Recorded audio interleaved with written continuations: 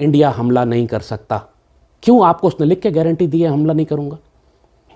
پاکستان میں بہت خودکش مینٹالٹی دیکھتا ہوں یہ کہ لوگ ہم سے کہتے ہیں کہ چین ہماری مدد کو آ جائے گا. 71 میں یہی دھوکہ ہم نے قوم کو دیا تھا. امریکن 7th فلیٹ ہماری مدد کو آ رہا ہے. ہم اسی ڈیلوژن اور دھوکے میں اپنا ملک گنوا چکے ہیں کہ امریکنز آ رہے ہیں بچانے کے لیے. آج کہتے ہیں جی انڈیا حملہ ہی نہیں کر سکتا, چائنا بچا لے گا ہم, یا اگر جنگ ہو بھی گئی تو بڑی طاقتیں بیچ میں آ کے جنگ روک دیں گی. باقاعدہ ہمارے ڈیفنس کے اداروں کے اندر یہی ڈسکشن ہوتی ہے. تو جنگ ہو ہی نہیں سکتی, ایٹمی دور ہے. کیوں؟ ایٹمی دور میں روس اور نیٹو کے درمیان جنگ ہو رہی ہے کہ نہیں ہو رہی؟ وہ جنگ یوکرین اور روس کے درمیان نہیں ہے, وہ جنگ نیٹو اور روس کے درمیان ہے کہ اگلوں کو اس نے گھٹنوں پہ لیا. پورا نیٹو گھٹنے پہ آ گیا خوف کے مارے.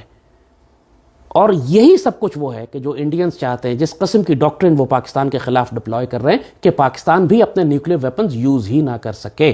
یعنی 7-8 ارب ڈالر ڈیفنس بجٹ تھا یوکرین کا, اتنا ہی پاکستان کا ہے. جتنا 70-71 ارب ڈالر انڈیا کا ڈیفنس بجٹ ہے, اتنا ہی تقریباً روس کا بھی ہے. جب اتنا بڑا ملک حملہ کرتا ہے چھوٹے ملک پہ, تو ممکن نہیں ہے اس کمزور ملک کے لیے کہ سرحدوں پر دشمن کو روک سکے. باؤنڈریز بریچ ہو جائیں گی, سرحدیں بریچ ہو جائیں گی, وہ اندر آئے گا ہی آئے گا. روس نے یہ خیال نہیں کیا کہ میرے مقابلے پہ نیٹو ہے اور نیٹو کے اندر 4 ایٹمی ممالک ہیں اور ایٹمی جنگ ہو جائے گی. اس نے تو جنگ کی اور اتنا ایگریسولی اس نے پاسچر رکھا. اس نے کہا کہ اگر روس کو یہ تھریٹ کرتے ہیں, روس ختم ہو جائے گا دنیا سے, تو پھر مجھے کیا پرواہ ایسی دنیا کی, مجھے وہ دنیا چاہیے ہی نہیں جس کے اندر روس نہ ہو, لہٰذا میں پوری دنیا کو تباہ کر دوں گا. یہ الفاظ ہیں اس کے. سوچئے کس قدر ڈیرنگ, کس قدر ایگریسو. آپ اس کو پاگل بھی کہہ سکتے ہیں, لیکن ہی از ہائپر نیشنلسٹ. اپنے قوم کو اس نے اتنا ایگریسو پاسچر رکھا ہوا ہے. اور یوکرین میں داخل ہونے کے نتیجے میں اس نے پوری دنیا میں یہ تاثر دے دیا کہ نیٹو اب کسی کام کا نہیں ہے. نیٹو ایک ہجڑا ملٹری الائنس ہے, اس میں کوئی دانت نہیں ہے, کوئی ٹیتھ نہیں ہے. نیٹو میں ضرورت نہیں ہوئی کہ وہ جا کے یورپ, جو پہلے یوکرین سے کہہ رہے تھے کہ ہم تمہیں بچائیں گے, اب وہ ابینڈن کر کے چھوڑ کے غائب ہو گئے. کیا نریندر مودی کو آپ سمجھتے نہیں ہیں کہ وہ باولا کتا کسی بھی لمحے انپریڈکٹیبل ہو کے کچھ بھی کر سکتا ہے؟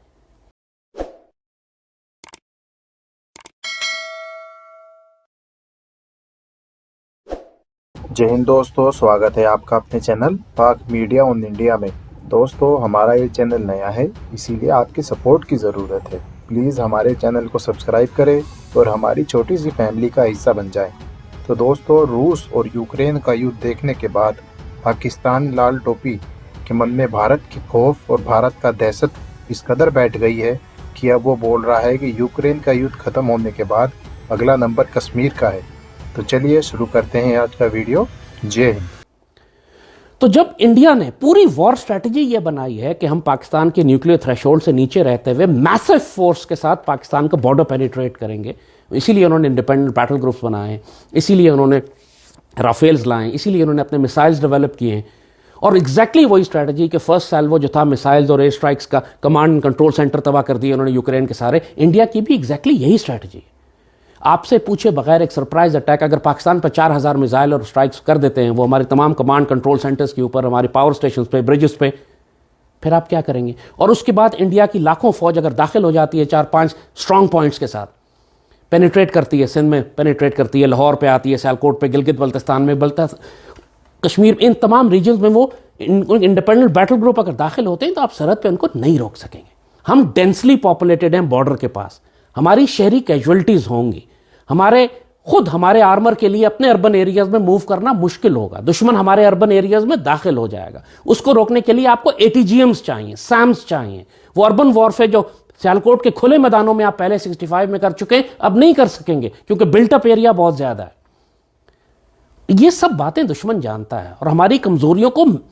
اور پھر سب سے بڑھ کر یوکرین کے اندر روس نے پہلے باغی گروپ تیار کیے تھے, دہشت گرد تیار کیے تھے. تمام یوکرینین شہروں کے اندر ان کے ایجنٹس موجود ہیں جو لوگوں پر حملے کر رہے ہیں. انڈیا نے بھی یہی کیا ہے پاکستان کے اندر, چاہے TTP ہو, BLA ہو, MQM ہو, گلگت بلتستان کے اندر سیپریٹسٹ موومنٹس ہوں, پنجاب کے اندر, ہر جگہ انہوں نے اپنے دہشت گرد بٹھائے ہوئے ہیں. 71 میں 1 مکتی بانی تھی, آج 10 مکتی بانیز ہیں. اور جب انڈیا پاکستان کے لیے پرابلم کریٹ کرے کہ کیا پاکستان آرمی پہ آج حملے نہیں ہو رہے پاکستان کے اندر, کیا ہم بھاری کیجولٹیز نہیں دے رہے پاکستان کی سرحدوں کے اندر, ہو رہے ہیں نا.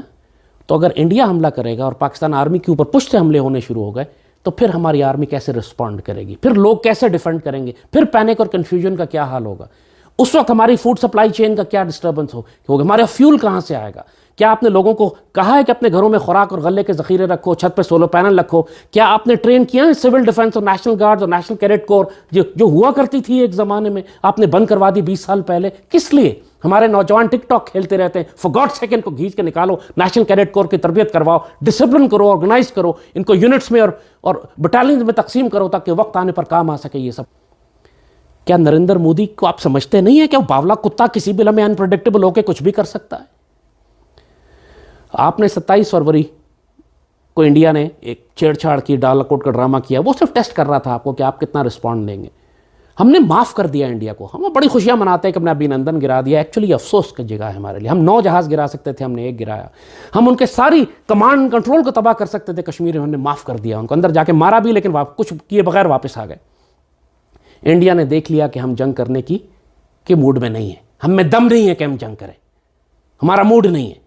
انڈیا نے 4 مہینے کے بعد جا کے کشمیر ہڑپ کر لیا, اور اس کو پتا تھا کہ یہ ان کی قیادت اتنی کمزور ہے, اتنی خوفزدہ اور گھبرائی ہوئی ہے کہ یہ کسی صورت میں جنگ نہیں کرے گی, میں جو چاہوں کر لوں. اس نے ٹیسٹ کر لیا آپ کو اور کشمیر ہڑپ کر کے لے گیا. اور ہمارے فارن منسٹر نے اس وقت اسٹیٹمنٹ دیا تھا, war is not an option, war is always the option. Russia نے کہا ہے کہ ہم نے نیگوسیشنز آخر کے لیے رکھے ہوئے ہیں, پہلے ہم جنگ کر کے ٹھوکیں گے ٹھیک سے ان کو. یہ exact opposite strategy Pakistan government کی کہ جی ہم نیگوسیشنز کریں گے, war is not an option. ذلیل تو ہوں گے پھر.